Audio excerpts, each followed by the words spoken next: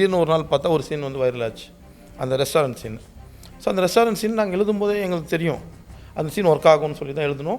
எழுதும்போது சில பேர் சொன்னாங்க, இல்லைங்க அதில் வந்து அந்த குழந்தைங்களுக்கு மட்டும் கொஞ்சம் ரொம்ப லாலா பாடுற மாதிரி இருக்குன்னு சொன்னாங்க. இல்லைங்க அது கொஞ்சம் ஒர்க் ஆகும்னு எனக்கு ட்ரஸ்ட் இருக்குங்கன்னு சொல்லிட்டு நாங்கள் அந்த சீனை எடுத்துட்டோம். நான் கெட்டு போனதெல்லாம் சாப்பிட்ருக்கேன்க்கா, இது கீழே தானே விழுந்துச்சு, நான் தொடச்சிட்டு சாப்பிட்றேன்க்கா. நீங்கள் டேஸ்ட் பண்ணுற ஃபுட்டுக்கு நான் பே பண்ணுறேன், நீங்கள் வேஸ்ட் பண்ணுற ஃபுட்டுக்கு நான் பே பண்ண மாட்டேன். ஸோ எல்லாருமே வந்து நம்ம ஃபஸ்ட் டே ஃபஸ்ட் ஷோ பார்ப்பாங்க. ஆக்சுவலி நம்ம லாஸ்ட் ஷோ பார்த்தேன். லாஸ்ட் டே ஷோ பார்த்தேன் தேட்டரில். இதுக்கப்புறம் இந்த ஷோ இல்லைன்னு தெரிஞ்ச ஒரு ஷோக்கு இதுதான் என் படத்தோட கடைசி ஷோன்னு தெரிஞ்சு ஒரு தேட்டருக்கு போய் அந்த ஷோ உட்காந்து பார்த்தேன். பைலட் தான் ஃப்ளைட்டை ஓட்டணும், ஃப்ளைட்டு பைலட்டை ஓட்டக்கூடாது, லேண்டிங் மிஸ் ஆயிடுச்சுன்னா பிரச்சனை ஆகிடும் போது ஹீரோ கிளியராக சொல்லுவார். லாஸ்ட் ஷோ கிளாப்போட தான் நான் வெளில வந்தேன். நான் தான் டைரக்டர், அங்கே இருந்து யாருக்குமே தெரியாது. அதுக்கான ஆன்சர் எனக்கு தெரிஞ்சிச்சு. ஸோ அடுத்த படத்துலேருந்து அந்த இந்த கேள்விக்கும் பதிலோடு தான் அடுத்த ஸ்கிரிப்ட் பண்ணிகிட்டு இருக்கேன்.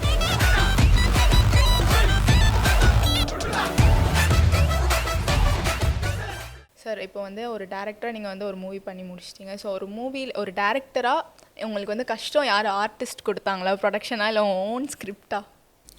கஷ்டம் யார் கொடுத்தாங்கன்னு கேட்குறது அப்படி இல்லை. ஆக்சுவலி நம்ம ரொம்ப லவ் பண்ணி அந்த ஃபீல்டு இல்லை. ஸோ அதில் வந்து கஷ்டங்கிறது இல்லை, இது சேலஞ்சஸ் தான் இருக்குமே தவிர யாருமே நம்மளை ஹர்ட் பண்ணவோ நம்மளை வந்து காயப்படுத்தவோ நினைக்க மாட்டாங்க. ஸோ எல்லாருக்குமே அந்த படத்து மேலே ஒரு லவ் இருக்கும். ஸோ அந்த லவ்வை எனக்கு இது வேணும் அது வேணும் ஒவ்வொருத்தர் சொல்லுவாங்களே தவிர அது ஹர்ட்டாவோ அது கஷ்டமோ நம்ம எடுத்துக்க முடியாது. ஸோ அவங்கவுங்களோட விஷனாக அவங்களுடைய சஜஷனாக தான் அதை எடுத்துக்கணும். ஸோ அப்படி தான் எடுத்துக்கிட்டேன். Okay sir. இது ஒரு லவ் மூவின்னு வேறு நம்ம சொல்கிறோம். ஸோ லவ் மூவி தான். அதில் வந்து உங்களுக்கு வந்து இன்ஸ்பயர் பண்ணப்பட்டது நீங்கள் வந்து லவ்னாலையா இல்லை லவ் ஃபெயிலியர்னாலையா? ரெண்டுமே இல்லைங்க. எக்கனாமிக்கலாக தான் எடுத்தேன். அந்த எக்கனாமிக்கலுக்குள்ளே இது பண்ணணும். அதே மாதிரி நிறைய பேர் கேட்டாங்க. ஆக்சுவலாக கிரிட்டிக்ஸ் வந்து லவ் படம் 2 பேர் லவ் படம்னு சொல்லிட்டீங்க, ஏன் வந்து லவ் சீனை வைக்கல? ஸோ நான் முதல்லையே சொல்லிட்டேன், அது கதை இல்லை. எப்படி லவ் பண்ணாங்கிறது கதை இல்லை. எப்படி லவ் பண்ணாங்கன்னு கதை இல்லாதப்ப ஏன் லவ் சீனை வைக்கலன்றதுல எனக்குமே பதில் இல்லை. கதையை நான் சொன்னது என்ன, லவ் பண்ணதுக்கப்புறம் என்ன பிரச்சனை, என் லவ்வில் எனக்கு பிரச்சனை ஆகிடுச்சின்னு ஒருத்தர் பாயிண்ட் ஆஃப் வியூவில் கதை சொல்கிறார். ஸோ ஹீரோட பாயிண்ட் ஆஃப் வியூவில் கதை சொல்லும்போது ஹீரோ எல்லா சீனும் இருக்கணும், மேஜராக இருக்கணும்னு நாங்கள் ஸ்க்ரீன் பிளே ஃபிக்ஸ் பண்ணோம். அப்படி தான் அந்த கதை இருக்கும். ஸோ ஃபஸ்ட் ஆஃப் ஹீரோ கதை சொல்லும்போது ஹீரோட பாயிண்ட் ஆஃப் வியூ ஹீரோ இருக்கிற சீன்ஸை தான் அந்த கதை போய்கிட்டு இருக்கும். கொஞ்சம் வேணால் சினிமாக்காக தெரிஞ்சு சில கிராஃப்ட்ஸை மாறி இருப்போமே தவிர ஹீரோ இல்லாத சீக்வன்ஸ் மேக்ஸிமம் நாங்கள் வைக்கல. அப்போது நாங்கள் ஃபீல் பண்ணிவிட்டு ஓகே இந்த கதையில் வந்து லவ் எப்படி பண்ணாங்கன்னு வேணாம். ஏன்னா ஒருத்தன் ஒரு பொண்ணை வேணான்னு சொல்கிற வரைக்கும் ஒரு பொண்ணு எனக்கு இவன் தான் வேணும்னு நிற்கிறான்னா அது லவ் இல்லாமல் எப்படி நிற்பாங்க? நீங்கள் படம் பார்த்துட்டாங்க, எல்லாருமே படம் பார்த்துட்டோம். படத்தில் ஒரு இடத்துலையும் ஹீரோயினுக்கு வந்து பிரச்சனை இருக்குது. யாருமே செல்ஃபிஷாக க்ரைமாக இல்லை அந்த கதையில். இப்போ அந்த பொண்ணு ஹீரோவை ஏமாற்றி காசு வாங்கிக்கணும்னு நினைக்கல, அது ஃபஸ்ட் ஆஃப்லேயே தெரியுது. ஹீரோவும் ஏமாந்து காசு கொடுக்கல. ஸோ இட்ஸ் ஹேப்பன் எல்லாருக்கும் தெரியும் போது எப்போ ஒரு பொண்ணு எனக்கு இவன் தான் வேணும்னு சொல்கிறாளோ அப்போ அந்த பொண்ணு அவனை சின்சியர் லவ் பண்ணுறதுன்னு அர்த்தம்.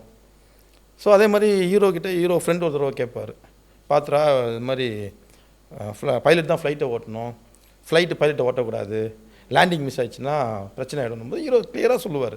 டைலாக் இருக்கும், டேய் வீட்டில் அம்மாவுக்கு பிரச்சனை, அம்மாவுக்கு லவ் தெரிஞ்சிச்சு, நம்ம பிரேக்கப் பண்ணிக்கலாம்னு அந்த பொண்ணு சொல்லலை, கூட்டு போய் கல்யாணம் பண்ணிக்கலாம் தான் சொல்கிறா. அப்போ என் வண்டியோட பைலட், என் ஃப்ளைட்டோட பைலட் இவ தான், என் ஃப்ளைட் கரெக்டாக லேண்ட் ஆகும். ஹீரோவும் ஃபஸ்ட் ஆஃபில் அந்த கான்ஃபிடென்ட்டோட தான் இருக்கார். ஸோ இதுக்கு மேலே ஒரு லவ் நாங்கள் எப்படிலாம் லவ் பண்ணோன்னு சொல்ல வேண்டிய கதை இது இல்லை.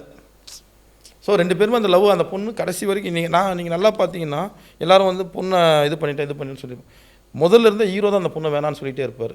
ஒரு இடத்துல ஹீரோ வந்து அந்த ஹீரோயின் வந்து அந்த பையனை வேணான்னு சொல்லவே இல்லை. ஸோ எல்லா நேரத்திலும் அந்த பொண்ணு அந்த காதலை விட்டு கொடுக்கவே இல்லைன்னா அப்போ அந்த பொண்ணுக்கு அந்த காதல் முக்கியம். அப்போ அந்த பொண்ணு அந்த லவ்வில் உண்மையாக தான் இருக்கேன், நான் அந்த பொண்ணை சரியாக தான் காட்டினேன். ஸோ சூழல் ஹீரோட பாயிண்ட் ஆஃப் வியூவில் நான் பார்க்கும்போது இவர்கள் இப்படி இருந்தாங்க, இப்படி எனக்கு நடந்துச்சு, என் வாழ்க்கையை பொறுத்தி தான் நான் சொல்ல முடியும். இப்போ எனக்கே வந்து யாரோ ஒருத்தர் சொன்னாங்கன்னா ஒரு இடத்துல கதை சொல்லியிருப்போம், அவருக்கு அந்த கதை பிடிக்காமல் போயிருக்கலாம், இது நடந்திருக்கும். ஆனால் நான் என்ன நினைப்பேன், அவருக்கு அறிவியல் இந்த கதையை செலக்ட் பண்ண முடியலன்னு தான் நான் சொல்லிட்டு வருவேன். இல்லை அவங்களுக்கு ஆனால் அவங்களுக்கான தேவை என்னங்கிறது நமக்கு தெரியாதுல்ல. ஸோ அதனாலே ஒருத்தவங்க குற்றவாளியாக நம்ம பார்க்குறது இருக்கலாம். அந்த பாயிண்ட் ஆஃப் வியூ இருந்துக்கூடாதுன்னு நினச்சேன், அதை நான் கதையாக வச்சுருந்தேன். பட் அது என்னமோ அதையே எல்லோரும் பேச ஆரம்பித்தது, என்னால் இதை புரிஞ்சிக்கவே முடியல. அப்புறம் கொஞ்ச நாள் கழித்து இந்த இதெல்லாம் வரும்போது ஓரளவு இப்போ புரிஞ்சுக்கிட்டேன். ஸோ இதில் தான் அதை இன்னும் கொஞ்சம் நான் இப்படி சொல்லியிருந்தேன்னா இந்த பிரச்சனை இல்லை. ஸோ அந்த இது எனக்கு தெரிஞ்சிடுச்சு, அதுக்கான ஆன்சர் எனக்கு தெரிஞ்சிச்சு. ஸோ அடுத்த படத்துலேருந்து இந்த கேள்விக்கும் பதிலோடு தான் அடுத்த ஸ்கிரிப்ட் பண்ணிகிட்ருக்கேன். Okay sir. இப்போ உள்ள ஜென்சி உள்ள ரிலேஷன்ஷிப்லாம் நீங்கள் பார்த்துருப்பீங்க. ஸோ அவங்களுக்கு ஏதாச்சும் ஒரு அட்வைஸ் சொல்லணும், ஸோ 2 பேரும் சொல்லி காமிச்சு பிரிகிறத தாண்டி சேர்ந்துருக்கணும் அப்படின்ற உங்கள் அட்வைஸ் ஏதாச்சும் இருக்கா? எப்போவுமேங்க ஒரு லவ் ஒரு எமோஷன் அது இன்னொருத்தர் காயப்படுத்துறதுக்கும் அந்த லவ்வும் அந்த ரிலேஷன்ஷிப் இருக்கிறது ஓகே. ஒன்ஸ் அதெல்லாம் ஒருத்தர் காயப்படுறோம் அப்படின்னா யாரோ ஒருத்தர் விட்டு கொடுக்கணும். ஸோ விட்டு கொடுக்கறதுக்கு யாருக்குமே தயார் இல்லைன்னா ஆட்டோமேட்டிக்காக அந்த ரிலேஷன்ஷிப் நம்மளை விட்டு போயிடும். ஸோ நம்ம எவ்வளோ தூரம் விட்டு கொடுக்க தயாராக இருக்குமோ அவ்வளோ தூரம் அந்த ரிலேஷன்ஷிப் நம்ம கூட இருக்கும். நம்ம விட்டு கொடுக்க தயாராக அந்த ரிலேஷன்ஷிப் ஆட்டோமேட்டிக் நம்மளை விட்டு போயிடும். ஸோ இதில் யாருக்கும் எதுவும் சொல்லுவாங்க, எல்லா ரிலேஷன்ஷிப்புக்கும் அப்படி தான் இருக்குது. படத்தில் தேட்டரில் நீங்கள் பார்க்கும்போது ஆடியன்ஸோடு பார்க்கும்போது உங்கள் எக்ஸ்பீரியன்ஸ் எப்படி இருந்தது சார்? ஆக்சுவலாக அதான் நான் ஒரு ஸ்டேட்டஸ் கூட போட்டிருந்தேன். நிறைய பேர் ஏன் இப்படி போட்டிங்கன்னு எல்லாம் கேட்டாங்க. ஸோ எல்லாருமே வந்து நம்ம ஃபஸ்ட் டே ஃபஸ்ட் ஷோ பார்ப்பாங்க எல்லா டேட்டர்ஸும். ஆக்சுவலி நம்ம லாஸ்ட் ஷோ பார்த்தேன். லாஸ்ட் ஷோ பார்த்தேன் தேட்டரில். இதுக்கப்புறம் இந்த ஷோ இல்லைன்னு தெரிஞ்ச ஒரு ஷோக்கு இதுதான் என் படத்தோட கடைசி ஷோன்னு தெரிஞ்சு ஒரு தேட்டருக்கு போய் அந்த ஷோ உட்காந்து பார்த்தேன். ஸோ ரொம்ப கம்மியாக அதான் லாஸ்ட் டே நம்பர் கொஞ்சம் கம்மியான பீப்புள்ஸ் தான் இருந்தாங்க. ஆனால் இருந்த கம்மியான நம்பர்ஸும் நான் சொன்ன இடத்துலலாம் சிரித்தாங்க. ஐ மீன் நான் எங்கெல்லாம் சிரிப்போம்னு சொன்னால் அங்கே சிரித்தாங்க. எங்கெல்லாம் வந்து கிளாப்ஸ் வரணும்னு வச்சா அங்கே கிளாப்ஸ் வந்து லாஸ்ட் ஷோ கிளாப்போட தான் நான் வெளில வந்தேன். நான் தான் டேரக்டர், அங்கே இருந்து யாருக்குமே தெரியாது. ஸோ அவங்க படம் முடியும் போது எழுந்து அவங்க அந்த சீனுக்கு வந்து எண்டு கார்டு போடும்போது கிளாப் பண்ணாங்க. ஸோ எனக்கு வந்து நான் ஆனஸ்ட்டாக வந்து நான் ஃபீல் பண்ணேன், ஓகே நான் கரெக்டான ஒரு விஷயம் தான் பண்ணியிருக்கேன். மேபி அது ஒரு மெஜாரிட்டிக்குள்ளே ஒரு பாமா கிரியேட் ஆகலையே தவிர, ஆனால் யாரெல்லாம் பார்த்தாங்க அவங்களால அந்த படம் ஹர்ட் பண்ணல. பார்த்தவங்க யாருமே எனக்கு வந்து பெரிய ராங் இது கொடுக்கல. இப்போ ஒரு 100 பேர் படம் பார்த்தாங்கன்னா ஒரு 70 பேர் வந்து எனக்கு பாசிட்டிவ் ரிவ்யூ கொடுத்தாங்க. ஏதோ ஒரு ஸோ 100 பேர் என்னால் சாக்ரிஃபைஸ் பண்ண முடியாது. ஏன்னா அதுக்கான படமோ அதுக்கான ஆர்டிஸ்ட்டோ அதுக்கான ஸ்கேலே என்கிட்ட இல்லை. ஒரு சிலருக்கு பெரிய பிரம்மாண்டமான படம் பிடிச்சிருக்கும், ஒரு சிலருக்கு ஒரு ஆர்டிஸ்ட்டை ரொம்ப பிடிக்கும், ஒரு சிலருக்கு அழகான அவங்களுக்கு தெரிஞ்ச ஒரு ஹிட்லர் ஹீரோயின் பிடிச்சிருக்கும், ஒரு சிலர் ஒரு பீக் மியூசிக் டேரக்டர் பிடிச்சிருக்கும். அது எல்லாரையும் என்னால் செட் பண்ணி ஒரு படத்தில் கொண்டு வர முடியல. எனக்கு இருந்த படத்தில் என்னால் இதெல்லாம் பண்ண முடிஞ்சது. அதெல்லாம் பண்ணும்போது நான் பார்த்ததில் எனக்கு ரொம்ப ஹாப்பியாக தான் இருந்தது. படம் பார்த்தவங்களோட எண்ணிக்கை குறைஞ்சதே தவிர படம் பார்த்ததில் ஒரு 60% இல்லை 70% படம் பிடிக்கலன்னு சொல்லிட்டு போயிருந்தாங்கன்னா நான் யோசிக்கலாம், நான் ஒரு ரீரைட் பண்ணணும், எங்கேயோ தப்பு பண்ணியிருக்கணும். மேபி அப்படி எனக்கு நடக்கலன்னு நான் நினைக்கிறேன். அதுதான் இந்த ஓடிடியோட ரிலீஸ் வந்து காட்டிக்கிட்டு இருக்கு. இப்போ உள்ளவங்க எல்லாருமே ரொம்பவே ரிலேட்டபிளான மூவி தான் இது. ஸோ யாராச்சும் உங்ககிட்டயே வந்து இந்த மாதிரிலாம் நடந்திருக்கு சார், நான் இந்த மாதிரிலாம் மாற்றிருக்கேன் நிறைய பேர் சொன்னாங்க. அந்த எக்ஸ்பீரியன்ஸ் சொல்லுங்கள். அது ரொம்ப ஹாப்பியாக தானே இருக்கும். இப்போது ஒருத்தங்க அதான் நான் சொல்கிறேன், இப்போ நான் சொல்கிறது இது எனக்கு ஒர்க் ஆகும்னு நினைக்கும் போது, சார் எனக்கு இது நடந்துச்சு ப்ரோ, எனக்கு இது மாதிரி ஆச்சு, என்னை இந்த மாதிரி பண்ணாங்க, எப்படி நீங்கள் வந்து இவ்வளோ தூரம் பண்ணீங்கன்னு திடீர்னு ஒரு நாள் பார்த்தா ஒரு சீன் வந்து வைரல் ஆச்சு, அந்த ரெஸ்டாரண்ட் சீன். ஸோ அந்த ரெஸ்டாரண்ட் சீன் நாங்கள் எழுதும்போதே எங்களுக்கு தெரியும் அந்த சீன் ஒர்க் ஆகும்னு சொல்லி தான் எழுதணும். எழுதும்போது சில பேர் சொன்னாங்க, இல்லைங்க அதில் வந்து அந்த குழந்தைங்களுக்கு மட்டும் கொஞ்சம் ரொம்ப லாலா பாடுற மாதிரி இருக்குன்னு சொன்னாங்க. இல்லைங்க அது கொஞ்சம் ஒர்க் ஆகும்னு எனக்கு ட்ரஸ்ட் இருக்குங்கன்னு சொல்லிட்டு நாங்கள் அந்த சீனை எடுத்துட்டோம். ஆனால் அந்த சீனை யாரோ ஒருத்தர், இப்போ இண்டஸ்ட்ரியில் இருக்கிற யாரோ ஒருத்தர் வைரல் பண்ண முதல்ல அந்த சீனை வைரல் எடுத்து அதை இதில் போட்டது சேலத்தில் இருக்க ஒரு பிசி, அவர் தான் போட்டிருக்காரு. ஸோ அதுதான் அவ்வளோ பெரிய லைக்ஸ்க்கு வந்து அவ்வளோ லைக்ஸ் போயிருக்கு. அவரோட இதில் வந்து 4000 பேர் ஒரு 2 நாளில் ஏறி இருந்தாங்க அவரோட அக்கௌண்ட்டில். அப்புறம் அது யார் என்னன்னு தேடி பார்க்கும்போது அவர் யாரோ ஒருத்தர் பிசியாக இருக்காராம். ஸோ அவருக்கு எனக்கு பிடிச்சிருந்தது சார், நான் போட்டேன், நீங்கள் தானே அப்படின்னு சொல்லிட்டு இப்படி தான் அந்த ரிலேஷன்ஷிப் இருந்தது. ஸோ எல்லாருமே அதை ரிலேட் பண்ணிக்கிட்டாங்க. நிறைய விஷயங்கள் வந்து இன்றைக்கி இன்ஸ்டாவில் பார்த்தோம்னா நான் பார்க்கும்போதெல்லாம் நான் ரொட்டீனாக நான் அந்த படத்தை பற்றி தேடிட்டு இருக்கங்கிறதால எனக்கு அது வருதுன்னு எல்லோரும் சொல்கிறாங்க. நான் என் ஃப்ரெண்டு ஃபோனு, என்னோடய ஃப்ரெண்டு ஃபோன் எல்லாம் தேடுவேன். இப்போ யாராவது என் கூட உட்காந்து பேசுனாங்கன்னா இல்லை உங்கள் ஃபோன் கொடுங்கன்னு சொல்லிட்டு போய் பார்த்தோன்னா இன்ஸ்டாவில் இந்த படத்தில் அவங்க இல்லை இருக்குது. ஸோ அவங்க விசிபிலிட்டிக்கு அந்த சீனோ ஏதோ ஒரு சீன் இந்த படத்தோட ஏதோ ஒன்று எல்லாரோட விசிபிலிட்டிக்குள்ளே இருந்திருக்கு, எல்லாமே அவ்வளோ லைக்ஸும் போயிருக்கு. ஸோ ஐ ஃபீல் ஹாப்பி, என்னால் வந்து இவ்வளோ பேரை ரீச் பண்ண முடிஞ்சது. ஸோ நான் தேட்டரில் ரீச் பண்ணலன்னா என்ன, ஆனால் மக்கள் யாருக்கு இந்த படம் எடுத்தோமோ அவங்களுக்கு அந்த படம் ரீச் ஆகுது. பட் தேட்டரில் போயிருந்தால் என்னோடய நம்பர் ஜாஸ்தியாக இருந்திருக்கும். பட் படமாக எனக்கு ஓகே, ஆஸ் அ டிரெக்டராக எனக்கு ஓகே. நான் அந்த நம்பர் கேமுக்குள்ளே வரலையே தவிர ஆடியன்ஸ் கேமுக்குள்ளே நான் உள்ளதாக இருந்திருக்கேன். எனக்கு அதனால் அது செம்ம ஹாப்பியாக தான் இருந்தது. சார் இப்போ ஒரு டேரக்டராக நீங்கள் வந்து ஒரு மூவி எடுத்துட்டீங்க. இந்த மூவி எடுத்துக்கப்புறம் நீங்கள் டேரக்டராக ப்ரூவ் பண்ணணும் அப்படின்னு நினச்சிங்களா, இல்லை இந்த கதை வந்து நான் ஆடியன்ஸ்க்கு நான் போய் காட்டணும் அப்படின்னு நினச்சிங்களா? இல்லை, ரெண்டுமே ஒன்று தான். எல்லாமே ஒரே இடத்துல நடக்கணும்னு நம்ம நினச்சோங்க. எல்லாமே தேட்டரிக்கில் நடந்தோம்னு நம்ம நினைப்போம். டேரக்டராகவும் நம்ம ஜெயிக்கணும், ஆடியன்ஸ்கிட்ட போய். பட் என்னன்னு தெரியல, அது தேட்டரிக்கலாக அதை நம்மளால் கெஸ் பண்ண முடியல. ஒரு விஷயம் தேட்டரிக்கில் நடக்கல, ஓடிடியில் நடக்குது. அதை நான் அப்போ தான் யோசித்தேன். ஏன்னா ஓடிடிக்கு வந்து இன்ட்ரோல் பிளாக் கிடையாது, தேட்டருக்கு இன்ட்ரோல் பிளாக் இருந்தது. ஸோ அதே மாதிரி தேட்டருக்கு வர்றது நம்ம கண்ட்ரோலில் மட்டும் இல்லை. அவங்க ஒரு ஆடியன்ஸ் தேட்டருக்குள்ளே வர வைக்கிறதுக்கு ஒரு படத்தை எடுக்க தான் எனக்கு தெரியும். ஒரு படத்தை வந்து எப்படி பார்க்க வைக்கணும்னு எனக்கு தெரியாது, அதை இப்போ தான் கற்றுக்கிறேன். ஸோ பார்க்க வைக்கிறதுக்கு இதெல்லாம் பண்ணியிருக்கணும் அப்படின்னு அடுத்த படத்தில் அதை பண்ணிவிடுவேன். ஓகே சார், அதான் சார் இந்த டேரக்டர் வந்து ஒரு டெக்னிக்கலாக வந்து அவங்க வந்து யோசிக்கணுமா, அப்படி இல்லைனா வந்து ஸோ மக்களோட மனசில் ஆடியன்ஸோட இதுலேருந்து மனசுலேருந்து யோசிச்சா நல்லா இருக்குமா? இல்லை, ரெண்டுமே இருக்கணும்ல. ஸோ நீங்கள் எந்த ஒரு விஷயத்தையும் வந்து ஆடியன்ஸ் கிட்ட தான் கொடுக்குறீங்க. ஸோ நான் ஒரு ஃபோனை கண்டுபிடிச்சி நான் வச்சிக்க மாட்டேன் இல்லையா. ஒருத்தர் ஒரு இன்வென்ஷனை கண்டுபிடிக்கணும், அதை அவங்க வச்சிக்க மாட்டாங்க. அந்த இன்வென்ஷனை ஆடியன்ஸ்குள்ளே எவ்வளோ பயன்பாட்டுக்கு போகுதுன்னு பார்ப்பாங்க. ஸோ நிறைய பேர் அதை யூஸ் பண்ணாங்கன்னா அந்த இன்வென்ஷன் வந்து சக்ஸஸ்ஃபுல். நிறைய பேர் அதை யூஸ் பண்ணலன்னா அந்த இன்வென்ஷன் வந்து கரெக்டாக போய் ரீச் பண்ணணும்னு அர்த்தம். ஸோ ஆடியன்ஸை எவ்வளோ தூரம் வந்து நம்ம என்ஜாய் பண்ண வைக்கிறோம், ஆடியன்ஸ் எவ்வளோ தூரம் நம்ம கதைக்குள்ளே அவங்கள உட்கார வைக்கிறோங்கிறது தான் ஒரு டைரக்டராக நான் பார்க்குறது. எப்போவுமே ஒரு படம் வந்து ஆடியன்ஸ்க்கானது தான். Okay sir. ஸோ நான் ஒரு கதை பண்ணும்போது ஒரு ஸ்கிரிப்ட் நான் ஒரு சீன் இந்த படத்தில் பண்ணும்போது ஆடியன்ஸ் வச்சு தான் பண்ணேன். ஸோ அதுக்கான ரெஸ்பான்ஸ் எனக்கு தேட்டரில் கிடைக்கல, ஏன்னா தேட்டரில் அவ்வளோ ஆடியன்ஸ் பார்க்கல. ஆனால் ஓடிடியில் பார்க்கும்போது ஆடியன்ஸ், ஸோ ஆடியன்ஸ் கிட்டேருந்து எனக்கு அந்த ரெஸ்பான்ஸ் கிடச்சிருச்சு. நான் அதில் வந்து ஹாப்பி.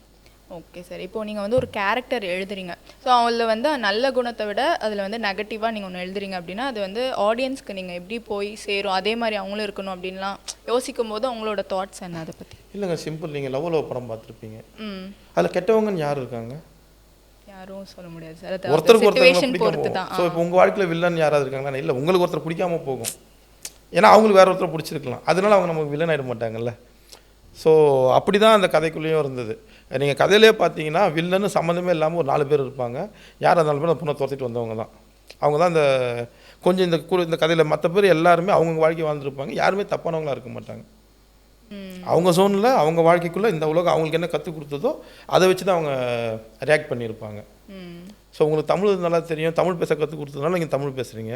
இன்னொருத்தர் தெலுங்கு கற்றுக் கொடுத்துருக்க குழந்தைக்கு தெலுங்கு தானே தெரியும், அது சூழல் என்ன பார்க்குதோ அது தானே. உனக்கு ஏன் தமிழ் தெரியல அந்த பொண்ணுக்கு அந்த குழந்தைகிட்ட கேட்குறதில்ல? நான் இல்லை, அப்படி தான் உலகம், அப்படி தான் கேரக்டர்ஸ்.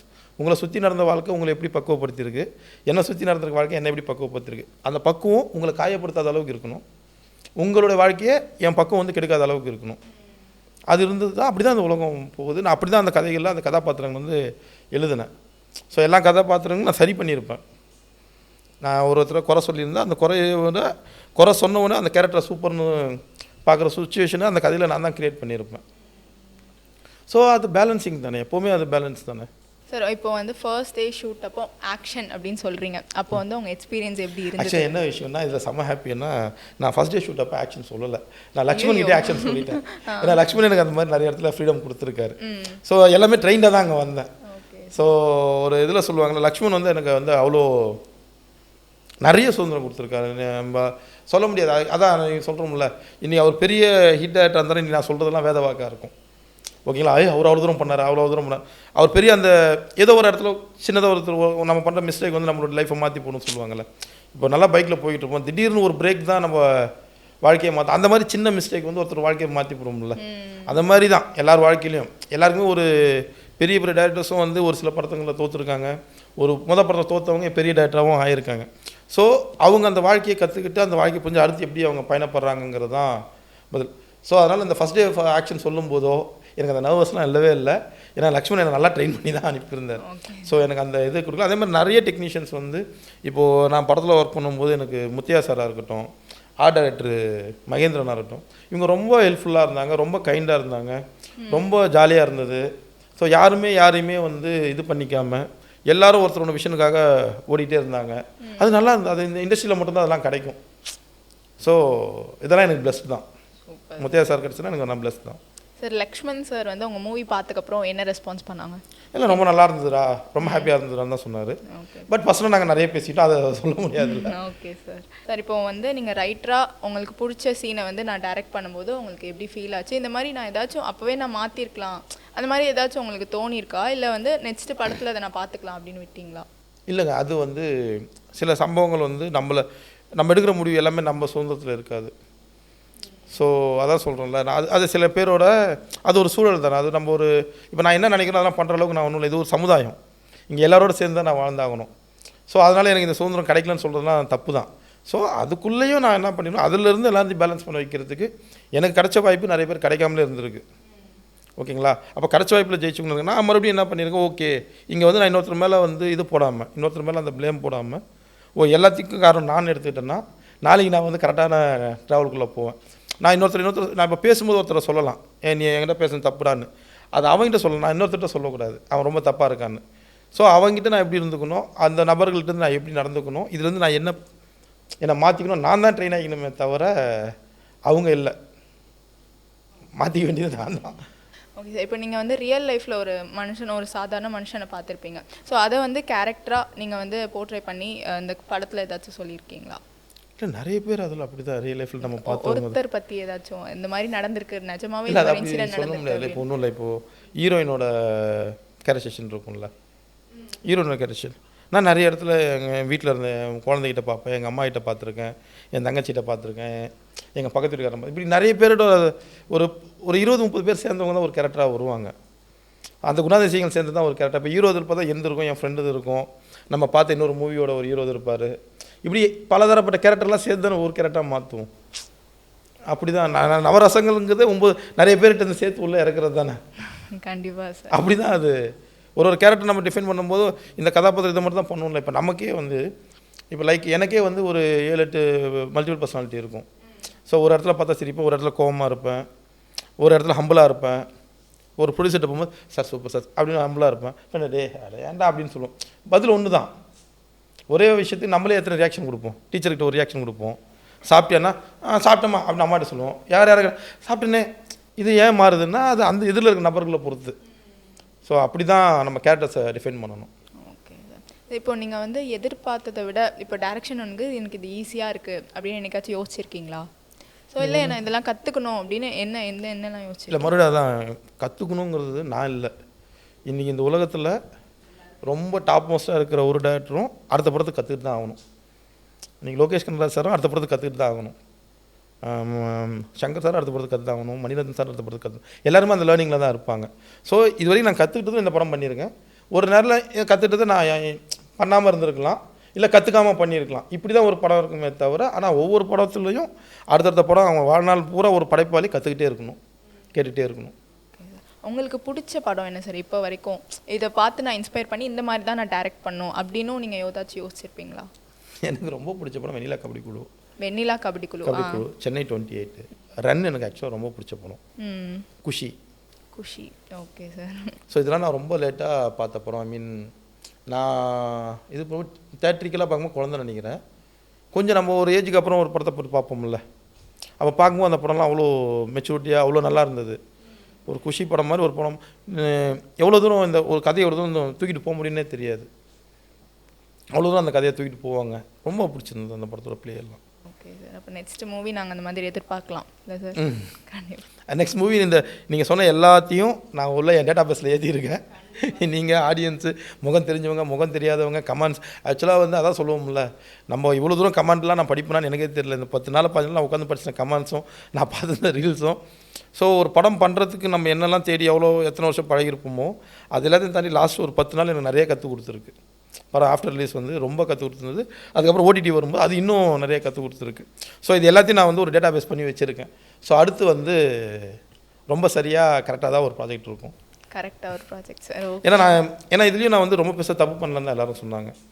ஸோ வெல்விஷர்ஸாக இருக்கட்டும், எனக்கு தெரியாதவங்க பெருசாக தப்பு கொஞ்சம் இது பண்ணியிருக்கலாம், கொஞ்சம் மிஸ் ஆயிடுச்சு, ஏதோ ஒரு இடத்துல மிஸ் ஆயிடுச்சுன்னு சொல்கிறாங்க. அந்த ஏதோ ஒரு இடம்ங்கிறது நான் கெஸ் பண்ணிட்டேன். ஸோ நெகட்டிவ் கமெண்ட்ஸ்லாம் நீங்கள் எப்படி சார் எடுத்துக்கிட்டீங்க? ஆக்சுவலாக உங்களுக்கு அது பாசிட்டிவாக எடுத்துகிட்டு நெக்ஸ்ட் இதெல்லாம் நான் மாற்றிடுவேன் கண்டிப்பாக அப்படின்னு வந்து என்னெல்லாம் இல்லை எல்லா கமெண்ட்ஸுமே நீங்கள் நெகட்டிவாக வந்து நான் எடுத்துகிட்டு தான் இருக்கேன். எனக்கு ரொம்ப தெரியும், நீ இதை போடவே வேணாமேப்பா, இந்த கமெண்ட் நீ போடவே தேவையில்லையே, ஏன் இதை போடுற? ஸோ அவர் என்ன ஃப்ரஸ்ட்ரேஷனில் இருக்கார், அவர் என்னவா ஒரு படத்தை பார்த்தாருன்னு தெரியாது. பட் அவர் போடுற ஒரு கமெண்டு அது என்னையும் என் ஃபேமிலி வரைக்கும் பாதிக்கும். என் குழந்தையோட எதிர்காலத்தை அந்த கமெண்ட் வந்து இப்படின்னு பாதிச்சுட்டு போயிடும். என் குழந்தைங்க நாங்கள் ஒரு ப்ராமிஸ் கொடுத்தோம், அப்போ இந்த படத்தில் ஜெயிச்சவனு ஒன்று பண்ணுறப்ப வாழ்க்கை நான் இப்படி மாற்றுறோன்னு ஒரு கனவோடு தான் அந்த குழந்தையும் அந்த வீடு வந்துருக்கும் இல்லையா. இந்த கமெண்ட்ஸ் அதையும் மாற்றிச்சு. பட் கமெண்ட்ஸு தானாக வரல, என் படத்தை பார்த்தா அந்த கமெண்ட் வந்திருக்கு. ஸோ கமெண்ட்ஸ் பண்ணும்போது உங்களுக்கு என்ன தேவையோ ஒரு நாகரிகமாகவோ இல்லை நியாயமாகவோ பண்ணுங்கள். அது நிறைய பேர் சொல்லுவாங்க கமெண்ட்ஸ் வந்து படிக்கக்கூடாது அப்படின்னு, ஏன்னா அது ஒரு இதுன்னு சொல்லுவாங்க. ஸோ அதை வந்து அப்படியே விட்டுருணும், ஏன்னா அங்கே எல்லாருமே இருப்பாங்கன்னா அந்த எல்லாருக்குமான தான் படம். ஸோ அதனால் நான் எல்லாத்தையும் பார்த்துட்டு தான் இருக்கேன். அது எல்லாத்துலேருந்து எனக்கு எது தேவையோ அதை எடுத்துகிட்டு தான் இருக்கேன். இப்போது வந்து என்னோடய ஸ்டைல் இப்படி தான் அப்படின்ட்டு வந்து ஃபர்ஸ்ட்டே வந்து சில டேரக்டர்ஸ்லாம் வந்து யோசிச்சு வச்சுருவாங்க, இப்படி தான் நான் எடுக்க போகிறேன் அப்படின்ட்டு. ஸோ அதை பற்றி நீங்கள் என்ன நினைக்கிறீங்க? நீங்கள் அந்த மாதிரி உங்கள் ஸ்டைலில் ஏதாச்சும் எடுத்திருக்கீங்க? நான் கிளியராக சொல்லிட்டேன்னே, ஒரு கதையை நான் ஆர்டராக சொல்ல மாட்டேன், அங்கங்கே பிச்சு தான் சொல்லுவேன்.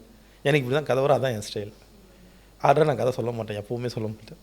Okay sir. சார் இப்போ வந்து நீங்கள் ஒரு ஃபர்ஸ்ட் மூவி எடுத்திருக்கீங்க அண்ட் அதுக்கு வந்து உங்கள் ஃபேமிலி எப்படி ரெஸ்பாண்ட் பண்ணாங்க அண்ட் உங்கள் டீம் எப்படி ரெஸ்பாண்ட் பண்ணாங்க? இவ்வளோ வருஷம் வந்து ஹார்ட் ஒர்க் பண்ணி எடுத்திருக்கோம் அப்படின்ட்டு. அதுதான் சொல்கிறேன். இப்போ படம் ரிலீஸ்க்கு அப்புறம் அந்த டீம் அந்த ஃபேமிலியோடு நான் அவ்வளோவா இன்னும் ஸ்பெண்ட் பண்ணவே இல்லை. நான் ஒரு ஐலாண்டில் இருக்க மாதிரி தான் இருந்துகிட்ருக்கேன். ஸோ இனிமேல் தான் இப்போ இந்த இன்டர்வியூக்கு அப்புறம் தான் நான் வெளியவே வரேன் ஆக்சுவலாக. ஸோ கொஞ்சம் கொஞ்சமாக தான் நான் வெளில வந்திருக்கேன். நான் என்ன தப்பு பண்ணேன், எங்கே இந்த மிஸ்டேக் ஆச்சுன்னு சொல்லி நான் ஒரு ஓவரால் ஒரு ஸ்கெட்ச் போட்டு வச்சுருக்கேன். ஸோ அதெல்லாம் சரி பண்ணிக்க முடியும்னு எனக்கு தோணுறதுனால எனக்கு தெரிஞ்சனால கான்ஃபிடண்ட்டாக வெளில வரேன், அவ்வளோதான். சார் லாஸ்ட்டாக அந்த லவ் பார்ட் 2 எதிர்பார்க்கலாமா சார்? லவ் பார்ட் 2 தெரியல, ஏன்னா அடுத்து நான் வேறு கமிட்மெண்ட்டில் இருக்கேன். ஸோ மறுபடியும் இந்த லவ் இந்த ஓடிடியில் இப்போது ஓடிடி இன்ஸ்டாகிராமில் இவ்வளோ பேர் வைரல் ஆகிட்டு இருக்கு இல்லையா. ஸோ இது வந்து மறுபடியும் இதை பண்ணலான்னா மேபி லவ் வந்து மேரேஜ்னு பண்ணுவோம். மேரேஜோ ஓகே சார், கண்டிப்பாக வெயிட் பண்ணுறோம்.